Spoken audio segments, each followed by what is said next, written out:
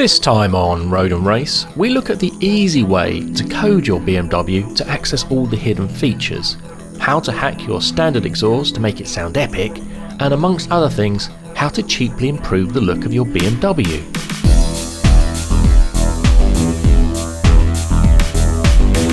In the last episode, I discussed the good and bad things about my M3 after about a month of ownership. Having had the car for almost 3 months now, here are things I've done to make it my own. Here I'm using an E92 M3, but these mods should work for most BMWs. Although BMW let you alter a lot of settings, I found there were things I wanted to change on the car but couldn't. I didn't like the way the car beeped when you locked it, it annoyed me when I was warned too early when I was low on fuel, and I wanted the digital speedo to tell me the actual speed I was going, not the adjusted version you get.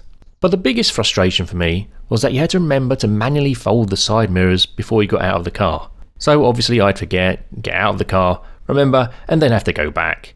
So what's the easy solution to this? Well, all these settings are changeable via a simple phone app called Karli for BMW.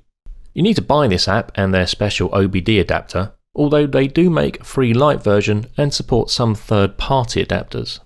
Anyway, you simply plug in the adapter, start the car, load the app and select your car model.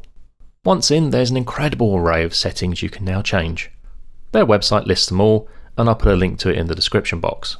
So, first up, I changed a setting to turn on the menu in the iDrive that allows you to change the alarm beep when locking. Bit roundabout that one, isn't it? But now you can see the new setting in the iDrive.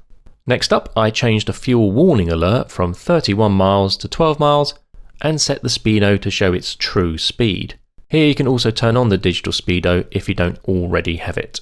But best of all, I can now turn on comfort folding for side view mirrors.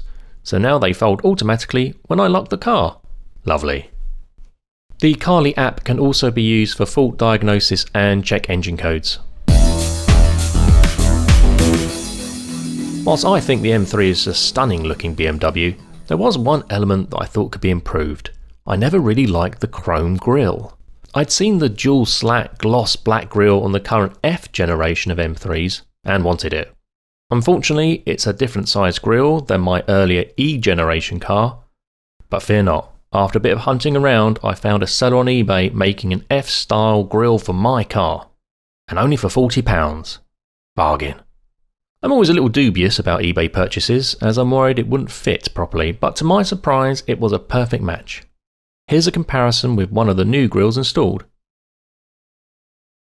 And here it is finished with both.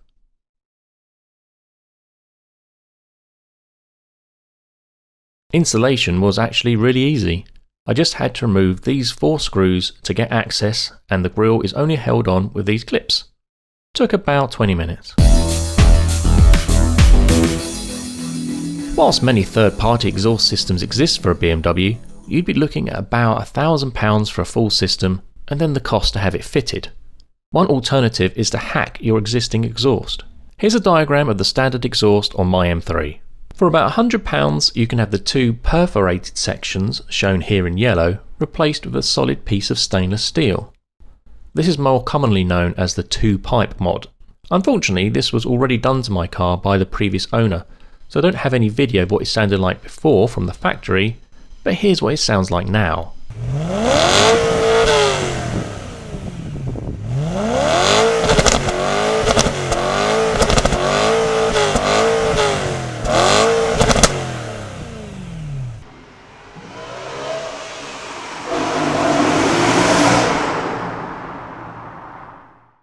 If you like, you can also make the exhaust even louder by replacing the green sections too, but I've been told this can make the exhaust drone, which would be annoying on motorway journeys. For £20 you can buy this little device that fits behind your clutch and reduces its travel. You first need to remove this plastic cap, then it slots straight in. Some claim it can make shifting quicker, which is good for track or drag racing, but I got it to be more comfortable when driving. As I now have to push the pedal less far, I can move my seat further back, which I prefer.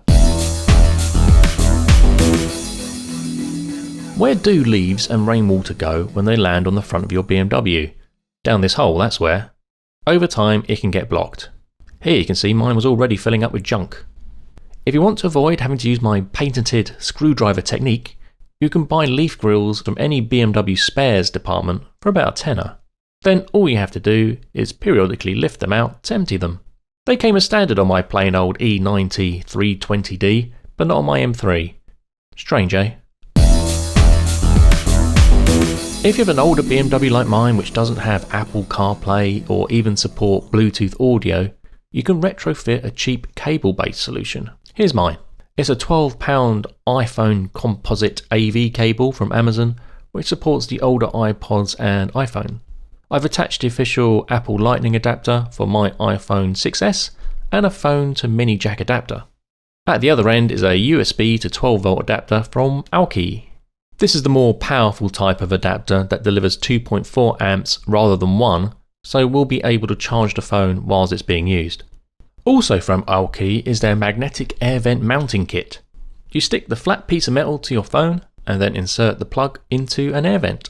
The phone then just sticks right on.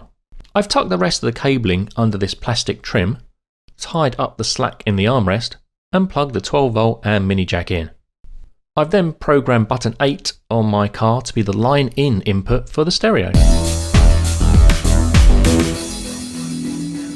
This button on the steering wheel can be set to one of a number of functions. I like to use it to turn the iDrive screen off.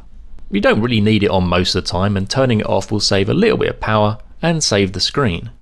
But mainly I turn it off when driving at night as I find it distracting. Removing this panel from the boot reveals BMW's Puncture repair kit. If you remove it, you'll find a nice space to work with. Personally, I found their tyre compressor cheaply made and hard to use, so I've replaced it with my own trusty one from Ring. Also, there was room for tyre glue from Holtz and a few essentials such as a tyre pressure checker, tyre thread depth gauge, and a laser thermometer. So that's it from me. If you've got any cheap and easy mods you've done, let me know in the comments. Since I like to track my cars, the second thing I like to do once I get a new one is to inspect then upgrade the brakes. So join me next time when I attempt to fit racing spec brake pads and fit new brake hoses to the rusted and seized brake lines. Spoiler alert, it didn't go as easy as planned. If you've enjoyed this video, please consider subscribing and clicking the like button, as it really helps me be able to make more shows. Click the video in the top right of the screen to watch the next episode in this series, or the one in the bottom right to watch from the start of this series. And as always, thank you for watching.